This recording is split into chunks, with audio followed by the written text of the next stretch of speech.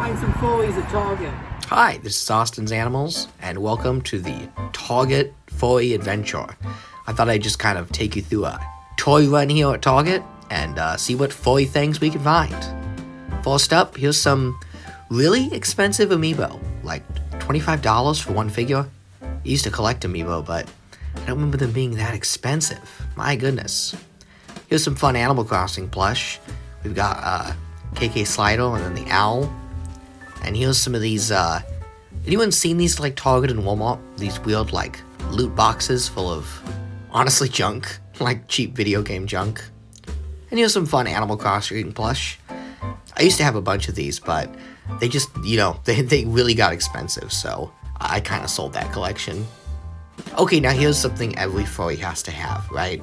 A virtual reality headset. I was kind of surprised to see this at Target of all places. And get a load of that price tag, $500. Who's going to go to Target and buy a $500 VR headset without like a demo or anything? Oh, these are cool. These were Dungeons and Dragons books. I just thought they were neat. There's a cool owl guy on there. I don't have any of these nice D&D books. I have some of like the little ones you get at Five Below that are like, the Monster's Guide, Beginner's Guide. These ones look like nice hardcover books. Pretty cool to see. Now to DVDs. I think DVDs are a nice part of furry collecting. I definitely count them. I'm a big fan of physical media, and with streaming services kind of taking these movies on and off, and sometimes with the Disney movies, they edit them and they remove scenes. I like to have it in a physical form, so I kind of have like a nice little animation shelf of all my favorite animated furry films. I noticed a lot of these were on clearance though, like the 4K Toy Story we're about to see here, and Frozen was on clearance. Like, I don't think I've ever seen Disney movies on clearance. Usually Disney movies charge a premium. Even at like flea markets and thrift stores, when I ask the price on a Disney movie, it's going to be a little more than like a Warner Brothers animated film. Like Space Jam, they are. You get both Space Jam movies, the good one and the one nobody wants. So now we're at the collector's section, kind of located in the back of DVDs. This is where they've kind of put some of the more, I want to say adult figures, but like those adult collector figures on the toy aisle too. It's kind of confusing how they've done this at Target. But there's a Minotaur guy. He's animal, he's furry. And there's Smokey the Bear. I thought that was actually a pretty nice plush. I like Smokey the Bear. Oh, and here's a nice plush Gorn. I filmed some footage of this cute plush. I kind of liked it, but I lost the footage. And since he's in the thumbnail, I felt like I had to include it. And now we're at the Dungeons and Dragons section, which is completely empty. There's nothing to buy. Although I like that Fox card game. Box art's pretty cool. This Sonic game looked great. It had some cool figures. I noticed it was by IDW that makes the comic characters. Think we're gonna see figures of the comic characters? I don't think so, but still neat to see.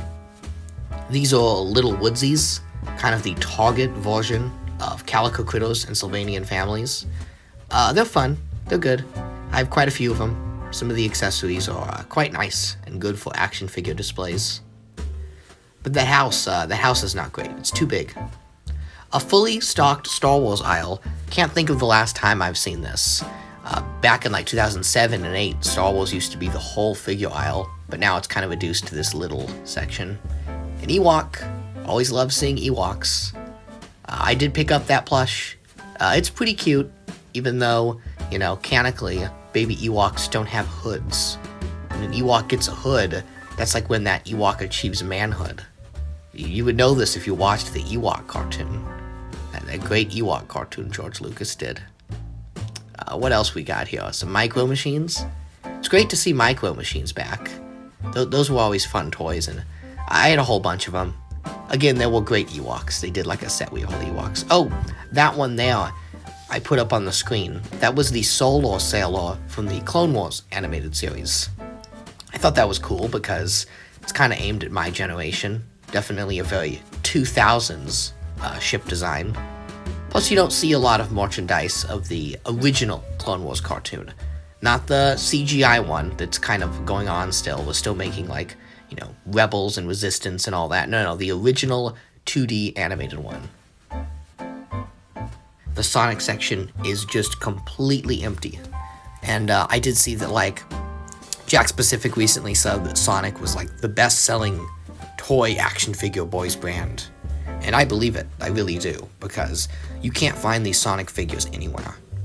There was a couple, like, see those, the Eggman set down there? And this 3-pack based off the movie is pretty great. Though, you have to wonder what a kid is going to do with 3 action figures of the same character. Here's some Roblox toys. These Roblox toys kind of fascinate me, because, like, Roblox is a moddable game that anyone can edit and play, and all these toys are based off of, like, player mods, so that's pretty neat. And I think there might be a Furry in that line. Someone's Furry Sona? I don't know. You have to let me know in the comments. Here's some Black Adam figures. That likeness on The Rock is actually pretty decent for a kid's figure. I don't know if this movie's gonna be any good, but, you know, I don't really do superhero toys. I like the furries.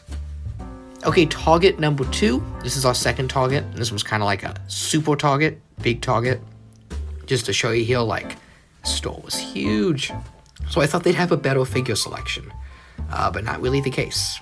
So here's some more overpriced Amiibo and Animal Crossing junk. And look, more and more pegs of that $25 Zelda figure that nobody wants. Anyone remember when these were impossible to find? Sanrio Animal Crossing cards. There's Isabelle, and I forgot that bunny's name, but she was like a popular character in the Wild World era. Like the DS, they used her for like a lot of promotional and marketing images. And there's an Among Us, a Furry Among Us. That's gotta count for something, right? This Dance Dance Revolution and Atari I thought would look really neat with some figures on them. Some more movies. What do we got? I see Turning Red and The Bad Guys. So this is one I really need to pick up. I've heard great things about. It kind of seems to be the standout furry movie of the year, though it kind of remains to be seen if it's going to get dethroned by Puss in Boots at the end. So the odd is out. I figured, well, he's a furry, right? And look, on the back of the packaging, the back of the book, there's his furry Sona. So we did it. We found a furry at Target. You can actually buy something at Target that has a fur Sona on it. Someone's real fur Sona. Though, and I'm talking over the Batman figures, right? Because who cares about that?